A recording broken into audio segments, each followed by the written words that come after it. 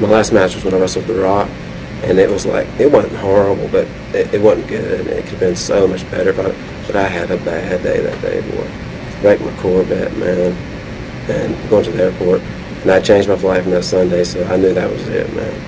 I messed up for the last time. But, you know, we left on good terms, so. Did you guys talk about that match with The Rock last night at all, or do you remember? We didn't really talk about it. I don't think we didn't talk about it. What was The Rock's reaction to the whole match and everything? He was fine, man. My whole deal was, I think I'm good at getting sympathy, and I say this a lot, I shine when I sell, because I think a lot of people do pay to see me get my ass kicked because I do it, you know, good. And it's just I love it. That's my main, to me, my best selling is, I love it, man. It's such a big part of wrestling, and I love it, man. I really do. And like, I think that's The Rock knows that people like, it's charisma, basically, a lot of charisma, let's say, because like Johnny Ace, you know Johnny Ace, dynamic dude. He said that, you know, they can train guys, you know, and they can teach them how to wrestle, but they can't teach them how to have charisma. It's kind of a hard thing to teach, and that is something that I've had, you know, and I've just been able to make people like me. And it shows when, like, stuff in the Undertaker ladder match, like, and the one comeback I did, like, the fans are electric, man. Just the hope that they have inside of me winning, being the underdog, and man, that's a good thing to have, and I do have it, man. But man, Rock was just like, people love you, and man, you're good at that, and he knows. We talked about music too, because he actually comes in with a guitar like these days. Cause he plays it like some jazzy stuff or something. But I was the first one ever walking. He says I was the first one ever walking into WWF with a guitar, and that was kind of because that kind of got some bad looks anyway. Like, oh, what are you concentrating on? Because we'd be playing the guitar in the locker room and stuff and learning. But then Rock came walking in with the guitar, and I was like, yeah, next. And he just said basically, because I felt bad after I said, man, this could have been so much better. And honestly, I thought they were going to ixnay the whole thing after the day, because I didn't get to the building until like 5 o'clock. Because when I wrecked my Corvette, man, I mean, naturally I missed my flight. So I thought they were going to not even do it, but they still done it. And that's kind of a good match too, to be my last match though. I mean, but I think I'll be able to redeem myself one of these days. How did the agents and Vince McMahon and everybody react? They were fine. I mean, they weren't really. It's kind of quiet. It wasn't like a Vince saying good job," because I mean, they know it. I know it could have been better. But I think they kind of knew what I was feeling, and they've been great, man. Like JR was so great. He worked with me, man. Like let me off every other weekend, you know, when I want some time off and everything. And he was great, man. So nothing. I don't complain about any of that. And like it was all on me. I'm all to blame. And I take all the blame for like. And I'm being honest when I say I just don't. I mean, I don't feel it like I used to. You know, wanting to wrestle. So I think they knew what was going on, man. And like. It wasn't like after a TLC match when it's like, oh my God, good match.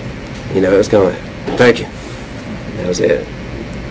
Did they ever say anything to you like, hey, you know, if you get your act together and start coming here on time and everything, you're going to be in for a bigger singles push? Or? No, never nothing like that. Like, I don't know what goes on. But we talked about this last night about like when I won the Intercontinental Belt and how it looks like something would, you know, happen. Like I'd be doing some pretty good stuff after that, like as far as being more of a mainstreamer or whatever. But then it kind of, and at that time we were still doing Hardy Boy stuff, and I wasn't being late, because that was one thing that was good about doing Hardy Boy stuff. Matt was good about getting me out of bed, making sure I was on time.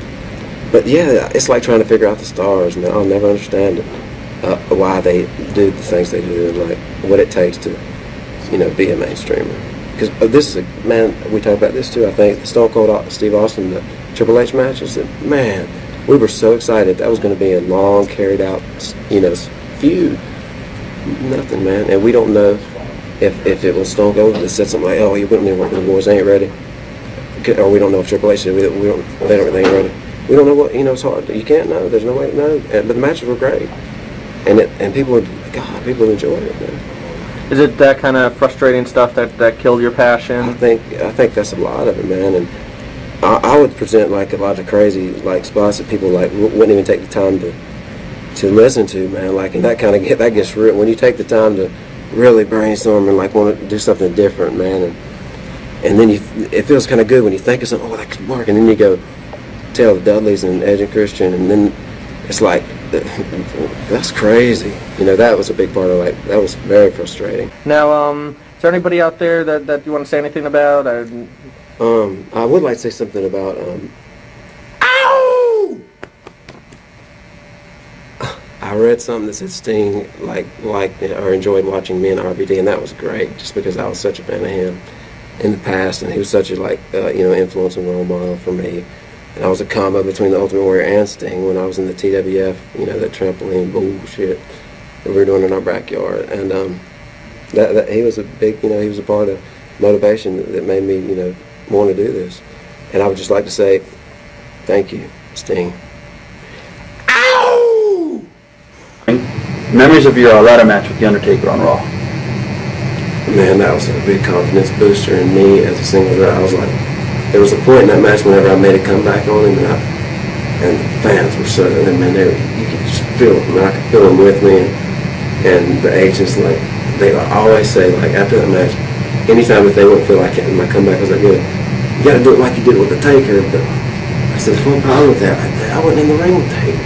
That's a big difference, man. It's not going to be the same. I mean, there's a big difference when you're in the ring with the Undertaker. And as to, like, somebody, Stevie Richards or somebody that's not as, like, legend, or not as, haven't been in it as long, but it was a big boost of confidence in my singles, not a coach. How was Taker like to work with? Man, he was great, man. He was awesome. How do you think he stayed on top so long? Man, I don't know, actually, I can't.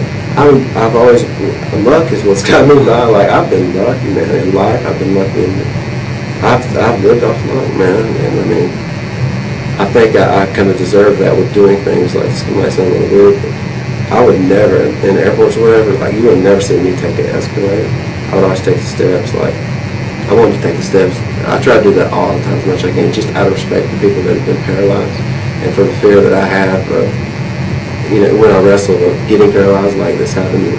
High Boost was paralyzed right now. He was a great wrestler, high flyer, similar style, and it's a scary thought to not be able to draw us, seeing him from what he was so jacked up all the time, and it's creepy, man, that can happen. And I mean, I always, out of respect for, like, just putting myself in another person's view and wanting to get out of a wheelchair so bad and walk up those steps, man, I've never took the escalator. I don't take the escalator. I just feel that that pays off in the long run with luck and with stronger forces, like, whatever kind of forces like helping me out. Speaking on the subject, did you ever read the critics, the sheets and stuff, people saying, oh, Jeff Hardy's going to keep on taking those sick bumps, he's going to end up like Mick Foley and he's not going to walk? Yeah, I think they're idiots, man. I think they don't believe in me, and I hate, like, people that say that kind of stuff. But in a way, it's kind of inspiration too, because I mean, it just makes you want to prove them wrong, and like, I'm doing my best, After the match with Undertaker, did you feel that you were going to get a bigger singles push? Yeah, I did actually, but I remember after that match, like, I still, man, I knew it was a good match, but I just didn't even know if I wanted it, man. I didn't know if I wanted to damn wrestle. At that point, I was really like, and it showed. I mean, you could tell I wasn't tan and that and stuff, and that was a great match, but even that match could have been a lot better if it would have been at the time that I was like 100%, like, giving my heart and soul, and which I always, try to do. But I mean, if you're really into it, you're a lot better. It's just hard to, like, try when you're. God, I think about, like, it's just hard. I was losing my passion, man. That's all there is to it. As far as the whole live for the moment gimmick, what did you feel about that? Did you like that? Yeah, makes sense. I think that's pretty real with us, man, especially me. Like, right now is important, man. I'm happy right now, man.